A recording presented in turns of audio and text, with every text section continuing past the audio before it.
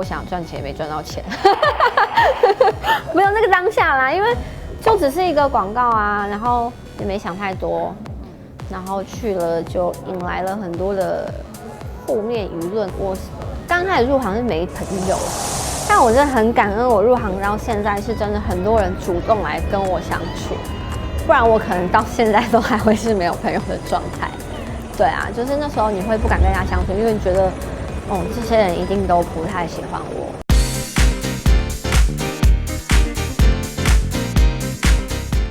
Hello， 各位观众，欢迎收看《和往事干杯》，我是陈慈，小豪又来了。Yes， 而且我一来，我告诉你一件事情。这样沙很大，你以为这样就有饮料可以喝吗？没有，又没有了，是不是？对，这礼拜还是没有，不过没有关系啦，因为这个礼拜是励志的故事啊，是。上个礼拜呢，我们其实聊到瑶瑶，她最近在演艺圈有很多好的作品，然后在戏剧的表现上也很棒。那这个礼拜呢，我们就要来聊聊哈，瑶瑶到底是怎么出道的？就像你刚刚说的，再演一次，沙很大。可是你知道，她虽然说因为这一支广告变成所谓的宅男女神，或者是说童颜巨乳，但是她其实并不喜欢这支广告。为什么？就是大家会想说，你因为这支广告爆红了，你怎么会不喜欢呢？他其实坦白说，他是误打误撞，而且这支广告，他说他在拍的时候跟拍完的时候，其实他是备受很多压力，而且是不舒服的。是不是你觉得有点被物化的感觉？这件事情我们等一下好好的来聊聊。但是先来聊聊为什么瑶瑶一个年轻的女生，会突然的进入演艺圈，然后为了工作、为了赚钱而努力呢？让我来猜一猜，不嘛，就是你走在路上被经纪人发现。不对。不嘛，就是你可能在阳台唱歌被人家发现。也不是。第三个呢，很多艺人都会说的，家里经济状况不好，必须要打工。是这个吗？是这个。好，因为你知道瑶瑶在17岁的时候呢，是她爸爸是突然之间的心肌梗塞过世，但是其实她跟爸爸关系很好，而且感情很好。就是爸爸在她生命当中，因为妈妈是家庭主妇，但爸爸就是撑起一家，包括他还有弟弟妹妹嘛，一家5口人。但突然之间爸爸的离世，其实对瑶瑶的打击非常的大。我17岁的时候，就是我父亲心肌梗塞过世了，然后那个时候才意识到，就是好像要帮家里分担一些什么。因为其实我妈是一个很标准的家庭主妇，然后脾气很好，不会生气，然后我很怕她出去工作会被欺负。我弟我妹又比我更小，我弟小我7岁，我妹小我4岁，他们那时候都不符合法定年龄可以工作的那个年纪。然后我那时候就觉得，我好像是我家最有能力的人，就想说好像就是我去工作，我出去打工这样，半工半读，然后帮家里分担。而且你刚刚讲，他跟弟弟妹妹其实差蛮多岁的，差蛮多岁的。那你看，爸爸如果一家之主走了，妈妈又是全职的家庭主妇，就脱离社会有一段时间。好，要是我是瑶瑶，我是一个很对家庭有责任感的话，我觉得我应该就会开始出来负担家庭的一些生计。因为没办法啊，因为你虽然说是一个高中生，可是弟弟妹妹还小，也不可能不是在法定年龄上可以去工作的。那妈妈脱离社会这么久，那一定要进入的或重回职场不是一件容易的事。职场上很多勾心斗角，那一定是你要挑起这样的重担嘛。当然，瑶瑶那个时候就是挑起这样的重担。可是她也在拍广告之后，就是开始陆陆续续有一些演艺工作。她重新就回忆说，当初爸爸的那一段时光，对他来说打击很大，但是对他打击更大的是，爸爸突然之间的走之前，他还跟爸爸闹争执。就是他过世前1个礼拜，我每天都会有个声音告诉我自己说，你再不报他就来不及。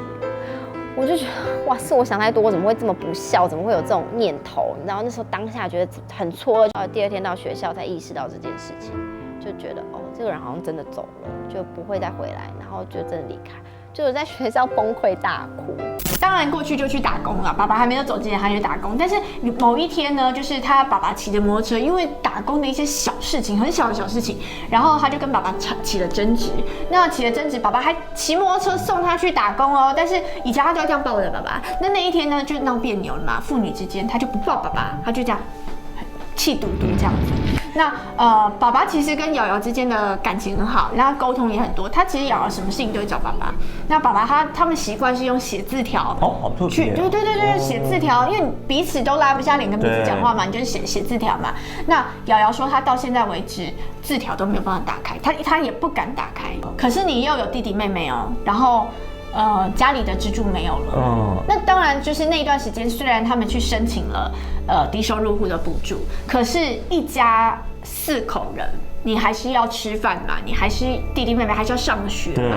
他本来在读高中，他就休学不读书。那妈妈在早餐店的收入根本就不够所以我觉得那一段时间瑶瑶应该是非常非常辛苦。那我觉得她也算真的是蛮幸运的，就如果在以当时那个情况之下，然后可以接到让他虽然不是很喜欢的沙很大的广告，但是毕竟我觉得那可能对他来讲，当时会是一笔蛮巨大的收入吧。因为我们家里状况没有那么好，我必须要去筹钱这样子。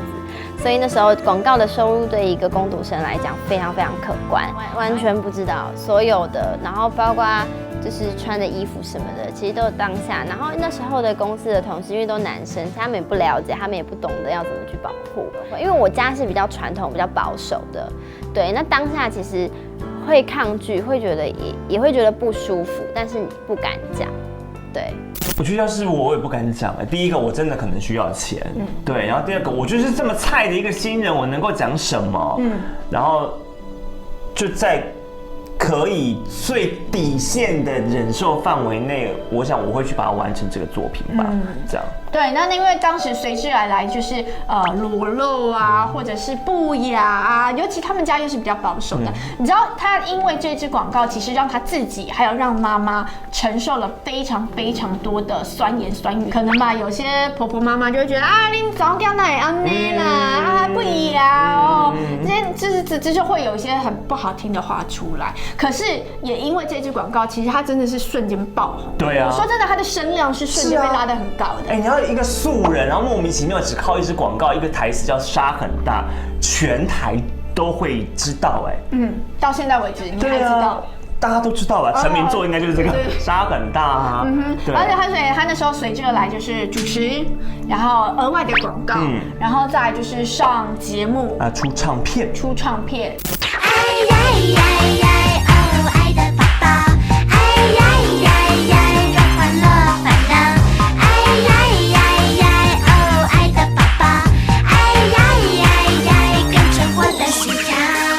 比方说，如果你的家庭是幸福的，我觉得你应该也会想着说，我的婚姻应该也是要幸福的嘛，对不对？你会有一些渴望。对，那这个不是你单方面就可以成就的，然后看看你的另外一半到底行不行。其实我原本以为就是他那时候跟金阳交往4年嘛，其实还蛮稳定，而且你知道他们有那个最萌身高差，好可爱。他们2个人就是在一起，常常在脸书上放闪，就是长长久久，你就会觉得说，他们2个应该是好事情的。而且当时瑶瑶其实也有坦言过，就是说希望自己可以。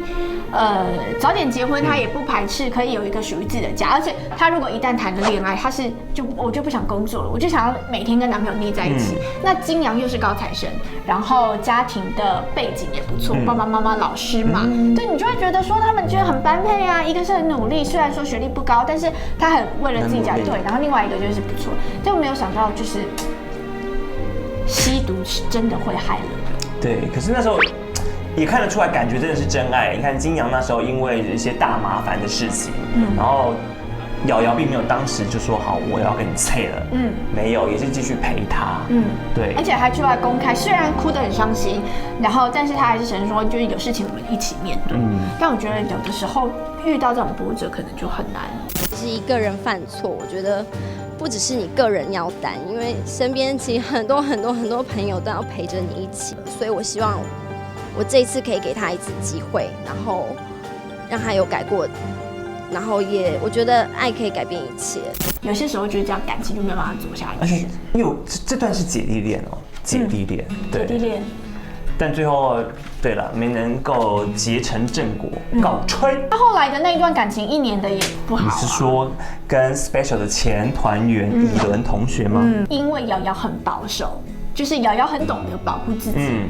那当然这大家可以自己去想象，就是对于哪些事情会很保护自己，可能想干嘛你都不愿意，那就脆了。当然每个人都其实会希望渴望自己有一个照顾自己的另一半，或者是一起走下去的另外一半，但是一个人其实也很好啊。但我觉得他应该是非常希望人生当中会有一个完美的家庭。他到现在为止，我觉得他自己的心态调整也蛮好的，就是变成是说没关系，缘分不强求，就是来了就是我的。现在没有谈恋爱，所以空出来很多时间。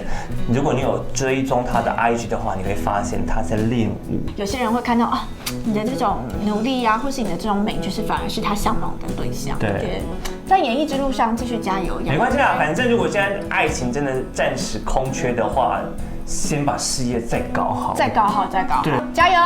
好，这个礼拜的和往事干杯我们就聊到这里喽，下个礼拜见，拜拜。哎呀呀呀，哦，爱的宝宝，你是在疗愈我们工读生听大师。想看最新影剧话题，打开 YouTube 搜寻中天娱乐频道，按赞、订阅、加分享，还要开启小铃铛，精彩新闻不漏接。